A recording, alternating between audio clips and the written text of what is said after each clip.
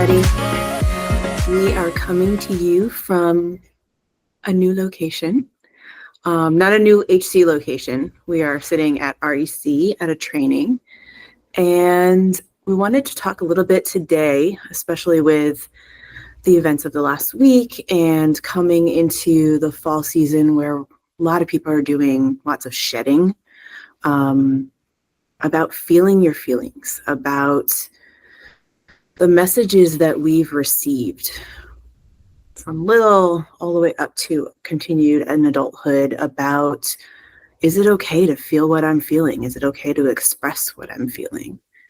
So what comes up for you, Stacey? Yeah, I think what comes up for me is really having a hard time with just the idea of being uncomfortable and having a hard time when things are changing and unknown. And when that happens for me, I will really often dive into something, like lose myself into a project or a work thing or a hobby or momming, and just hide. Yeah. And I'm working really hard this week in particular to not do that and to also allow space for questions from my kids and let them have feelings, and work on just understanding what my body's telling me I need. Yeah. I think for me, I can relate to the got to keep busy, got to keep moving. If I'm feeling something uncomfortable, as soon as I stop and slow down, it gets bigger. Yeah. And I noticed that either I will do the ADSing, always doing shit, keeping busy, or I will go the complete opposite and I will just shut down. I will be in bed under the covers with my phone, either playing a game or scrolling Instagram or just doing anything I can to shut it out. And noticing that neither of those things makes me feel better. Because it's always the emotions, the anxiety, the anger, the sadness, the whatever it is in the background. Like I can feel it in the background right here. I also notice for myself when I do that, my window of tolerance gets really small. I have less capacity for anything else. I'm more short-tempered. I'm more impatient. I start snapping at my husband. I start snapping at my son. I snap at the dog. And, normally where I can be really patient and hold space, I have a really hard time with that. So especially when I feel like I don't have control over something, I don't like that. And I know as humans, we like to control things. We like to feel like we have control over things. And in reality, I can only control me. And I don't like it. Right.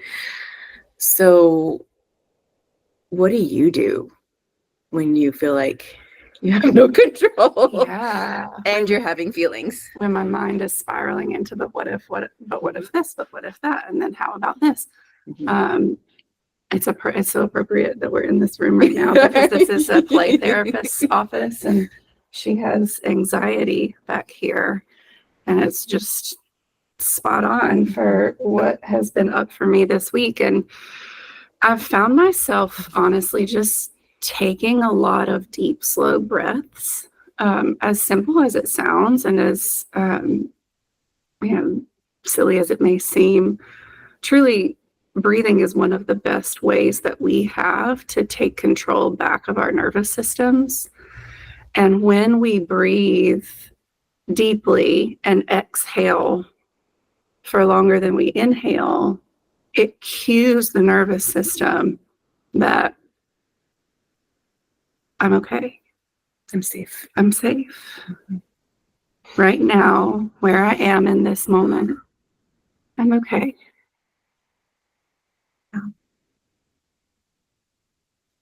Another thing that comes up for me, because I use that a lot, that breathing technique, is I don't remember what it's called. There's a pressure point right here in the middle of your sternum. Mm-hmm. I use a lot for anxiety, but it's really good for any kind of stress relief or self-soothing. So whether you kind of make a fist and use your knuckles, or you find that there's a little divot in your breastbone that feels kind of tender, and just holding that. That's somebody who's about to come in. It stimulates, because your vagus nerve runs down the middle. It stimulates your vagus nerve, and it's associated with, and I'm so far removed from any kind of education of pressure points, but there's a traditional Chinese medicine pressure point, acupressure point right here. I want to say Sea of Tranquility, and I'm probably wrong. I will look it up after this. And the other thing that comes up for me that we talked about recently in the mom support group, that I don't realize that I'm doing it until I do it, is hum. So when I'm in distress, or when I'm trying to soothe my son when he's in distress, sometimes I'll just like a deep hum. And I think that also stimulates the vagus nerve. It does. Correct? Yes, it does. And rocking, noticing, just rocking. So in my mind, it's also going back to some really, really basic, simple, like when we're babies, what did mom do to soothe? Or what did I do with my baby to soothe? And it's rocking, it's humming, it's breathing, it's rubbing back. I can't rub my own back, so this works. But when the world feels chaotic, when I feel chaotic, kind of turning in and simplifying and just going really basic. Yeah.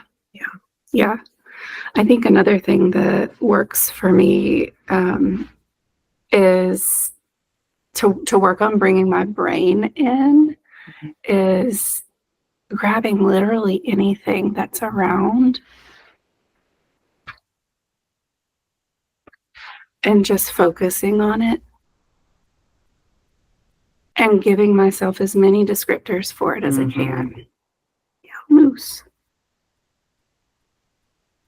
Dusty. Brandy, if you're watching, we're sorry. Yeah. Like greenish gray. Plastic. Hard plastic. And the more I'm focused on something that's right in front of my face, and the reality of what is true in my space, in my bubble right now, the less my brain is able to stay out here. And so it lets me refocus, even if just for a couple of minutes, to gather myself and be able to make an intentional choice about what I want to do next, or what my next move may be. I love that. So hopefully this was helpful for you guys. And remember to breathe. Ask for what you need. Reach out if you need support. And just know whatever you're feeling is absolutely okay. Yeah. And we'll see you next time. See you next time.